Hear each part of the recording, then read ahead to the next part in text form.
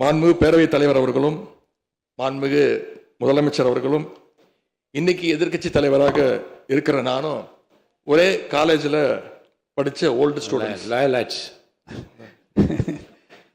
ஒரே காலேஜில் நாம் படிச்சிருந்தாலும் அரசாங்கத்தை நடத்துறதுல திமுக தான் சீனியர் பேட்ச். அது உங்களுக்கு தெரியும். 1967 ஆட்சிக்கு வந்தது திமுக தான்.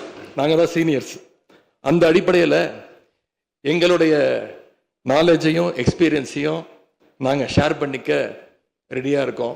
அதை ஏற்றுக்க நீங்களும் தயாராக இருங்க.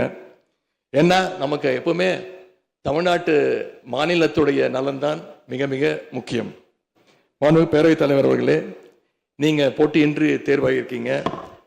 மாண்புமிகு முதலமைச்சரும் எதிர்க்கட்சி தலைவரான நானும் உங்களை அவை முன்னவரும் இந்த இருக்கையில் அமர வச்சிருக்கிறோம். இன்னைக்கு உங்கள் கையை பிடிச்சி அழைச்சிட்டு வந்து உட்கார வச்சிருக்கிறோம்.